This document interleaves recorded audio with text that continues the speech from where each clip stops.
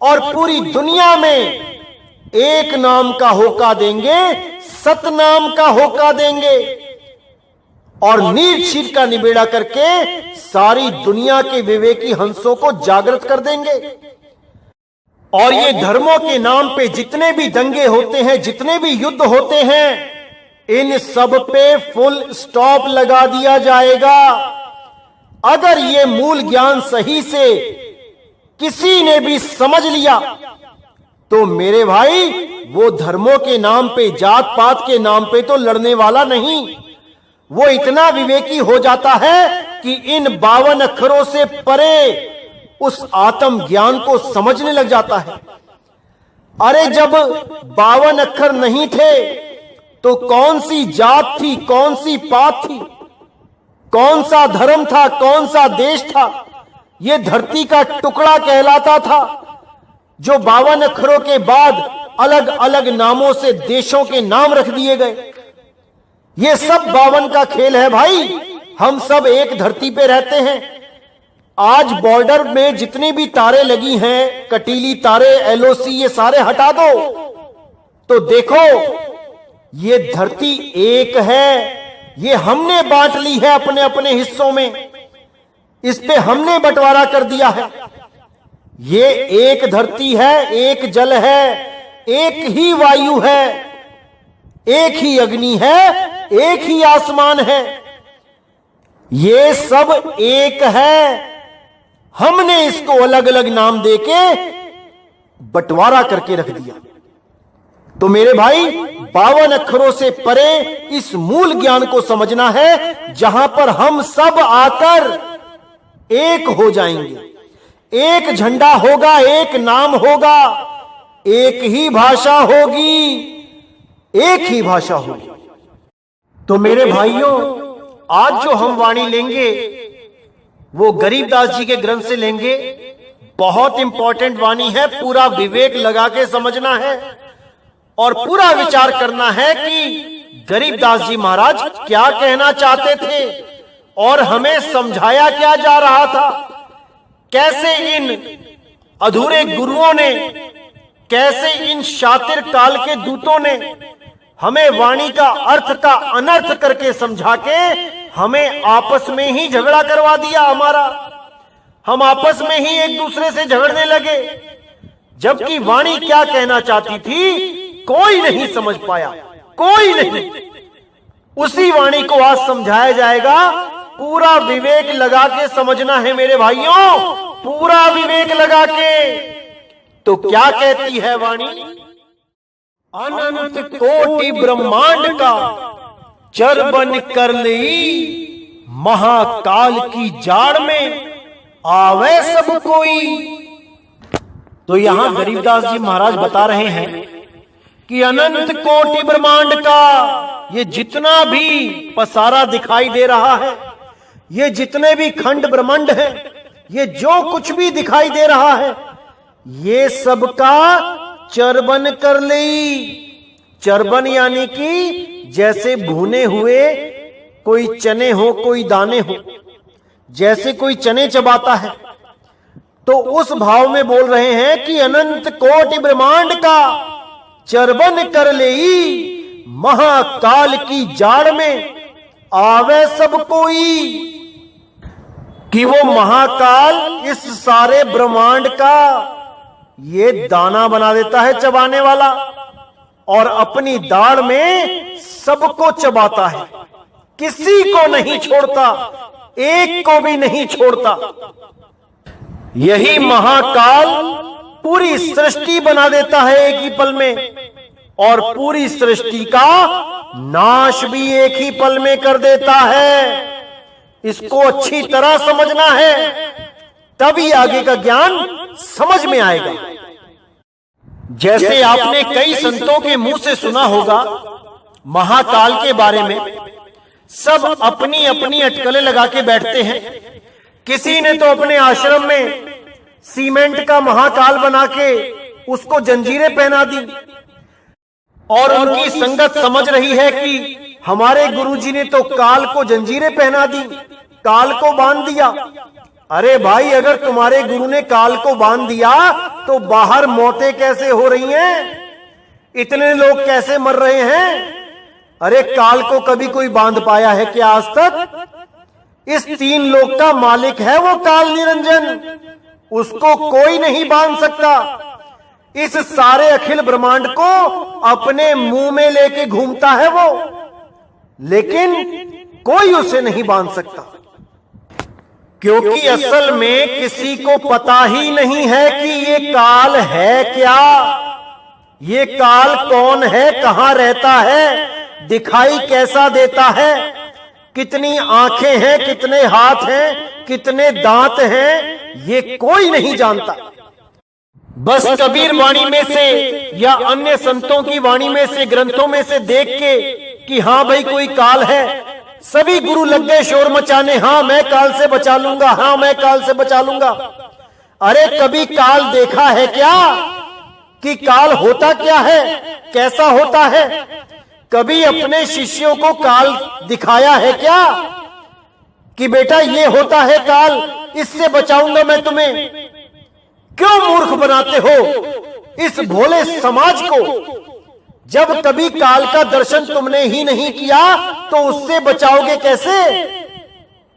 ये सब केवल और केवल मूर्ख बनाते हैं भोली जनता को।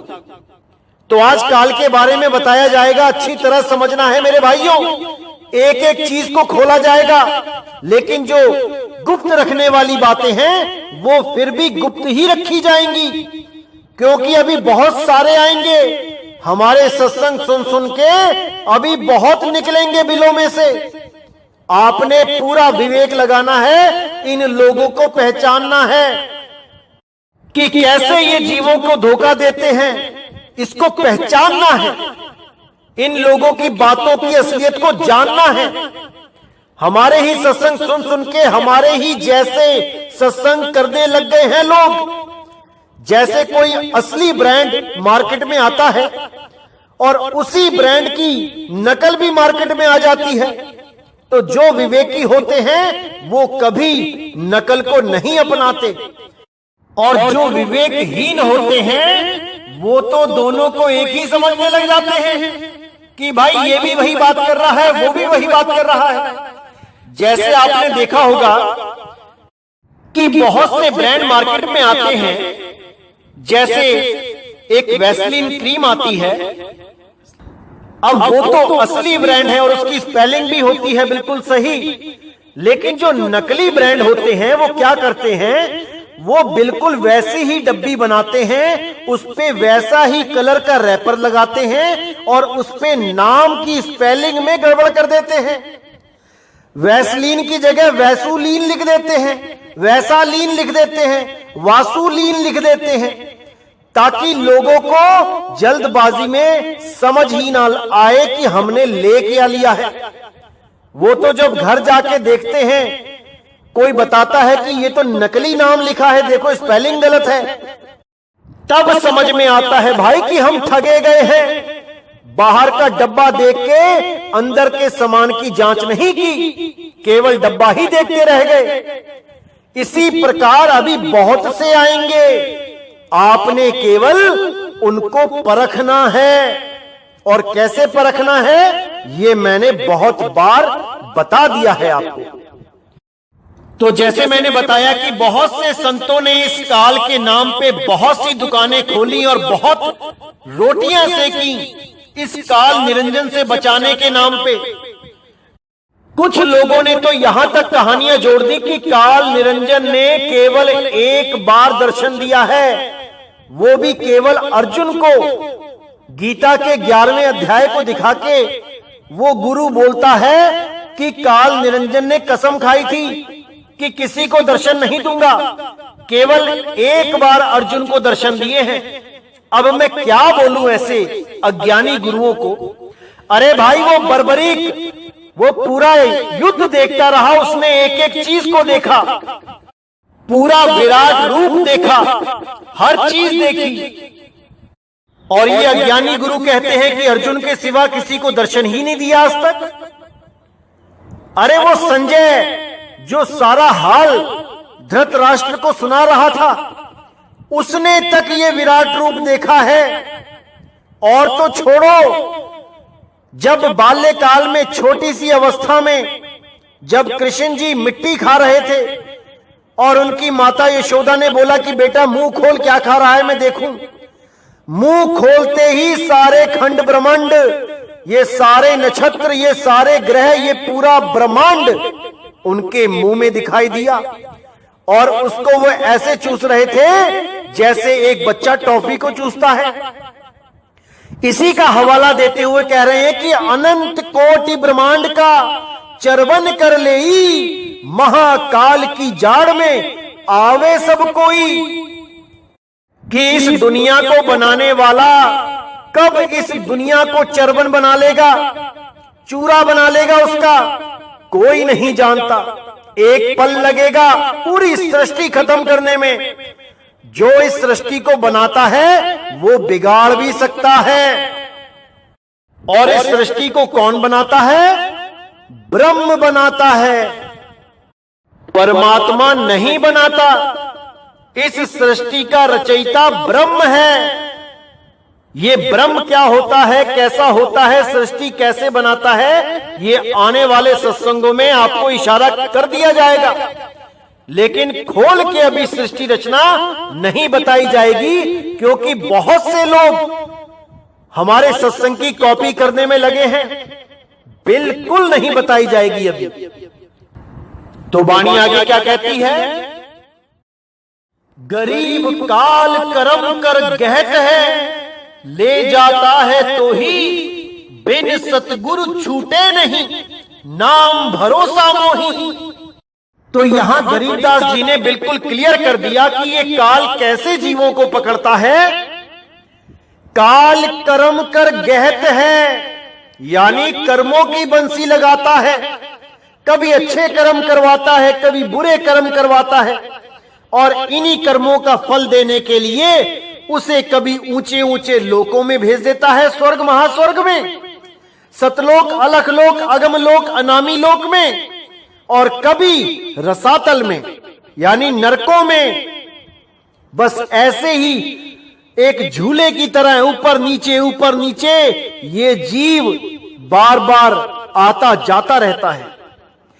तो कहते हैं गरीब काल कर्म कर गहत है, ले जाता है तो ही बिन सतगुरु छूटे नहीं, नाम भरोसा मोही। कि बिना सतगुरु के कोई छूटने वाला नहीं है।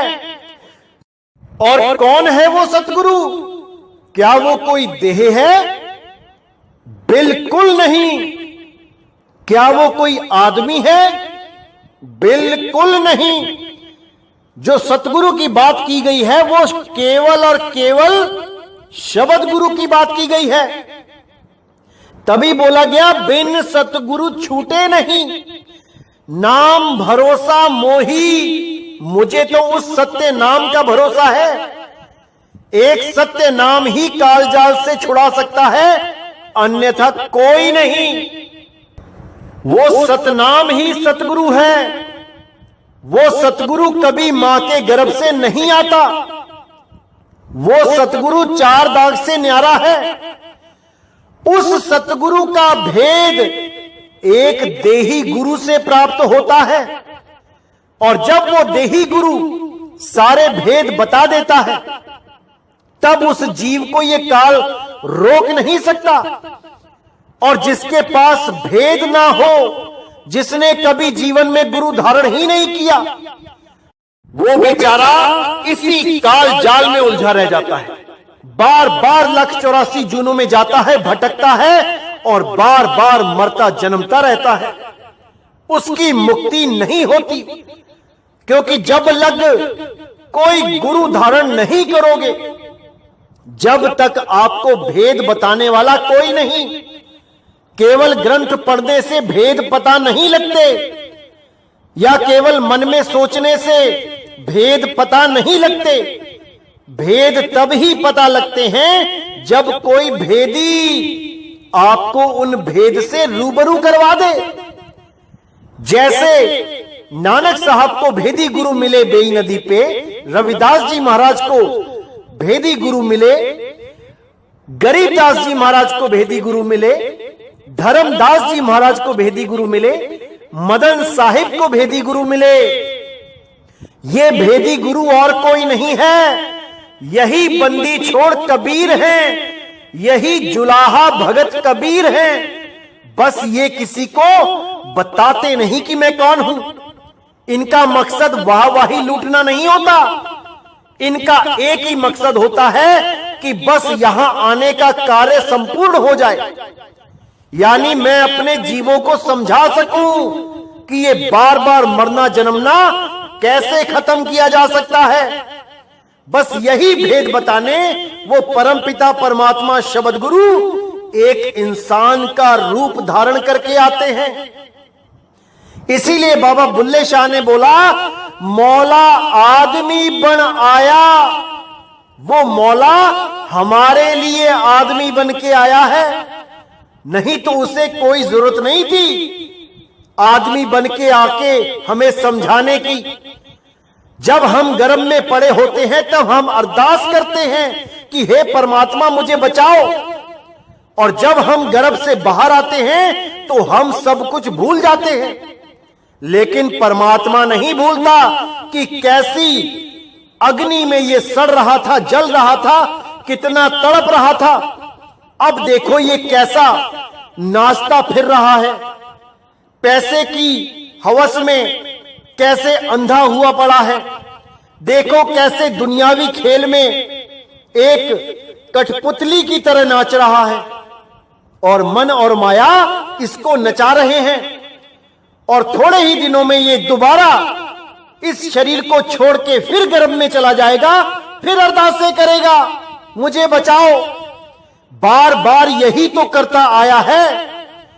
इसीलिए परमपिता परमात्मा दया करके हमें हमारे जैसा रूप धारण करके ही हमें मिलके समझाते हैं कि बेटा इससे पहले दोबारा गर्भ में चला जाए, जाग जा, जाग जा, वरना दोबारा गर्भ में उल्टा लटक जाएगा जाके। अभी बाथरूम में एक दिन नहीं रुक सकता अकेला, कोई बाहर से कुंडी लगा दे तो चीखें मारते हैं लोग। उस गर्भ में 9 महीना 10 दिन अकेले रहना पड़ेगा।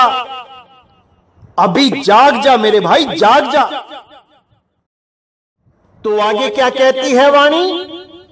गरीब एक निरंजन काल है, एक निरंजन नाम, उर में दोनों बसत हैं, एक महल एक धाम।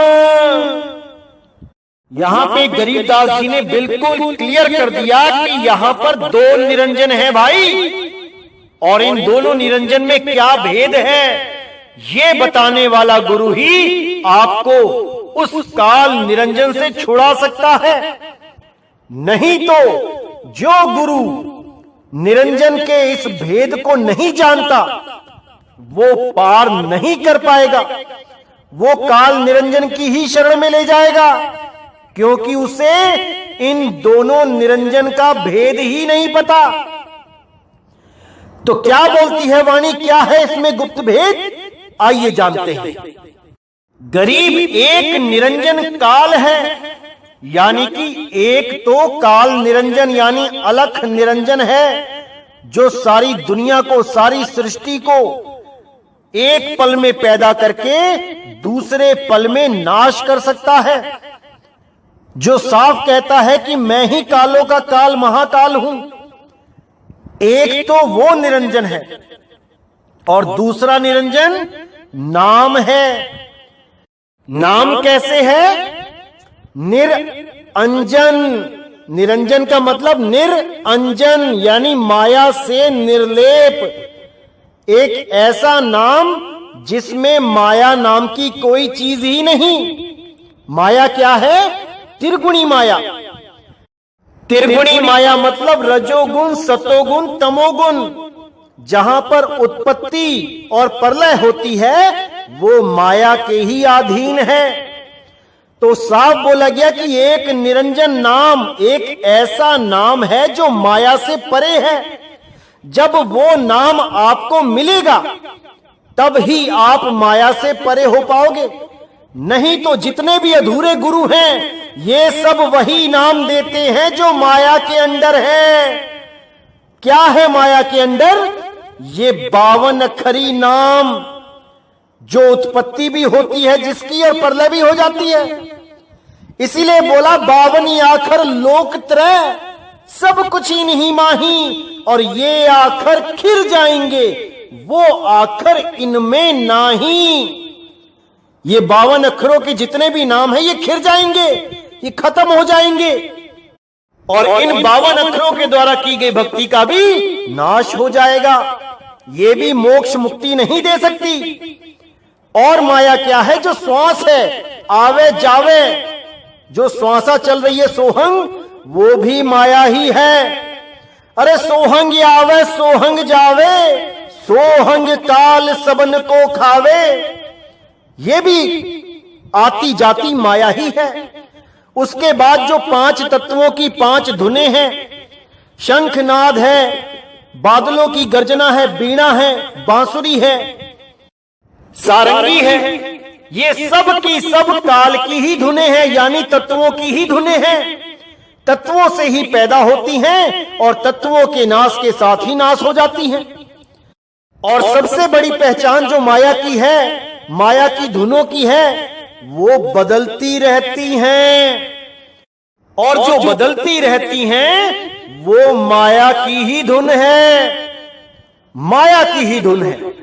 तो हमने इनसे परे निकलना है, ऐसा सतगुरु करना है जो इन चीजों से, इस मायावी नामों से परे निरंजन नाम देवे, ना कि काल निरंजन की शरण में लेके चला जाए।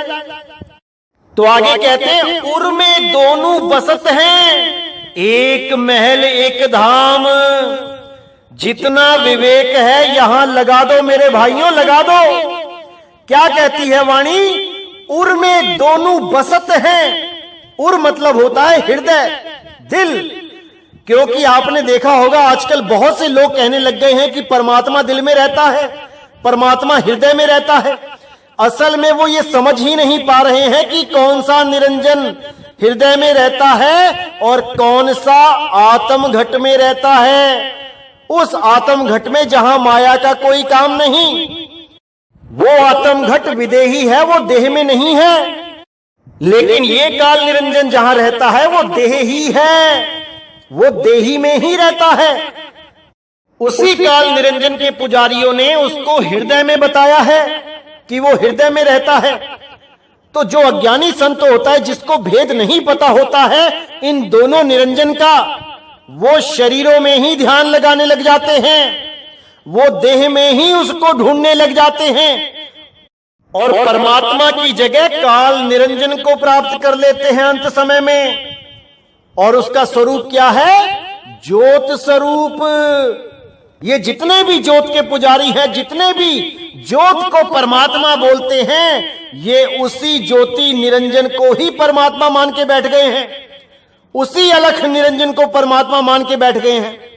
असल में निरंजन कौन है? वो नाम है, वो परमात्मा रूपी शब्द गुरु है, जो असली निरंजन है।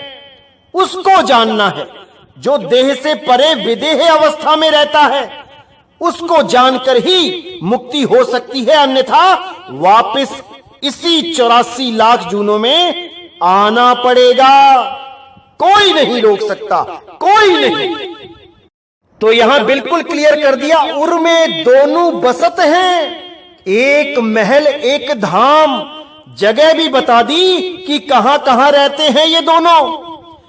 काल निरंजन कहां रहता है? महल में, इन 5 तत्वों की देह रूपी महल में, जिसके लिए मैंने पहले भी एक कबीर साहब की वाणी बताई थी कि कर नैनो दीदार महल में प्यारा है। इसी 5 तत्वों का सारा भेद खोलते हुए, इसी पूरे शरीर की एक एक बात बताते हुए कबीर साहब कहते हैं कि इसी में वो प्यारा बैठा है। कौन प्यारा? वो काल निरंजन। वो इसी महल का राजा बन के बैठा है। इसी राजा से लड़के आपने इसके महल के ऊपर चढ़ जाना है। ये तब काबू आएगा भाई, तब मोक्ष होगा, मुक्ति होगी। अन्यथा कभी नहीं होगी। तो यहां साफ बोल दिया कि उर में दोनों बसत हैं, एक महल एक धाम। जो परमात्मा है वो कहां रहता है? वो अपने धाम में रहता है, क्योंकि महल तो टूटते बनते रहेंगे, लेकिन धाम वो कभी नहीं बदलेगा। जो निज धाम है, जिसको सतलोक बोला गया है, जो सत्य है, वो ना तो कभी बदलता है और ना ही कभी उसका नाश होता है। वो शब्द ही सतलोक है, वो शब्द ही धाम है, वही परमपिता परमात्मा का निज धाम है, वही शब्द गुरु है। उसी में सूरत को लगाना है, तभी ये सूरत सदा सदा के लिए इस जन्म और मरण से मुक्त हो जाएगी, अन्यथा इसको वापस आना ही पड़ेगा, आना ही पड़ेगा। तो कहते हैं कि उर में दोनों बसत हैं, यानी हृदय में ही है दोनों। लेकिन एक हृदय अज्ञानियों वाला, यानी इस देह का हृदय, इस देही में जो ध्यान लगाते हैं, और एक हृदय यानी आत्म स्वरूप, वो ज्ञानियों वाला हृदय, वो विदेही है, वो देह से परे है, इस देह की सीमा से परे है, इस देह में नहीं है भाई। ये देह तो एक किराए का कमरा है, जो कुछ समय के लिए आपको दिया गया है। इस कमरे में से एक दिन निकलना पड़ेगा। कहां जाओगे? जब तक यही नहीं समझ आया, हमेशा डरते ही रहोगे देह छोड़ने से। लेकिन अगर तुम्हें यह पता लग जाए कि कहां जाना है, इस सूरत को कहां पहुंचाना है, तो देह छोड़ते हुए अपनी सूरत को शब्द में लगा लो और सदा सदा के लिए इन किराए के कमरों को छोड़ के अपने मालिक के घर चले जाओ। यही मोक्ष है, यही मुक्ति है, यही फाइनल सॉल्वेशन है। इसके अलावा सब अज्ञान है, सब माया। तो आगे गरीबदास जी महाराज कहते हैं, गरीब काल डरे करतार से, जय जय जय जगदीश, जोरा जोड़ी झाड़ती, पग रज डारे शीस। तो यहां साहिब कहते हैं कि भले ही ये काल कितना ही बली क्यों नहीं है, कितना ही विशाल क्यों नहीं है, पूरे ब्रह्मांड को एक पल में अपने मुंह में समा सकता है, पूरे ब्रह्मांड को एक पल में खत्म कर सकता है, सारी दुनिया का नाश कर सकता है, लेकिन फिर भी ये काल डरे करतार से, ये काल उस कर्ता पुरुष से डरता है। जय जय जय जगदीश, जोरा जोरी झाड़ती, पग रज डारे शीस। जोरा यानी कि माया, जोड़ी यानी कि जूतों की जोड़ी। जोरा जोड़ी झाड़ती, पग रज डारे शीस, यानी ये माया जूते साफ करती है उस जगदीश के। पग रज डारे शीस, और उसके चरणों में अपना शीश नवाती है। भले ही ये माया कितनी ही प्रबल क्यों नहीं है, बड़े बड़े सिद्ध साधुओं को, बड़े बड़े ऋषि मुनियों को इस माया ने नहीं छोड़ा, लेकिन उस जगदीश के आगे ये दोनों ही, ये काल और माया दोनों शीश नवाते हैं। ये उसका कुछ नहीं बिगाड़ सकते, क्योंकि वो अकाल है, उसका काल कुछ नहीं बिगाड़ सकता, वो समय से परे है। और काल और माया केवल उन लोगों का बिगाड़ सकते हैं जो समय के अंतर्गत आ जाते हैं, उनका कुछ भी शेष बाकी नहीं छोड़ते ये। लेकिन परमात्मा के आगे ये दोनों निर्बल हैं। इसीलिए बोला, गरीब काल डरे करतार से, जय जय जय जगदीश। तो मेरे भाइयों, हर चीज को अच्छी तरह समझना है, एक एक पॉइंट पे विचार करना है, तभी यहां से निकल पाओगे। नहीं तो ये काल के दूत ऐसे जाल बिछा के बैठे हैं, कहीं भी फंसा लेंगे आपको, अगर आपने हल्का सा भी विवेक कम किया तो। इसीलिए बार बार अरदास करता हूं मालिक से कि वो आपको इतना विवेक दे, इतना विवेक दे कि कोई भी अज्ञानी गुरु या उसका चेला, ये जितने भी YouTube चैनल पे गुरु बन के बैठे हैं, जिनका अपना तो कोई गुरु है नहीं और दुनिया का गुरु बनने के लिए लगे हैं। ऐसे चालाक लोगों से, ऐसे धूर्त लोगों से मालिक आपको बचा के रखे, इतना विवेकी बना दे कि इनकी चालाकियों को एक पल में पकड़ लो। मैं बस यही अरदास करता हूं कि आपका यह अनमोल जीवन ऐसे ही बर्बाद ना हो जाए, बस यही अरदास करता हूं।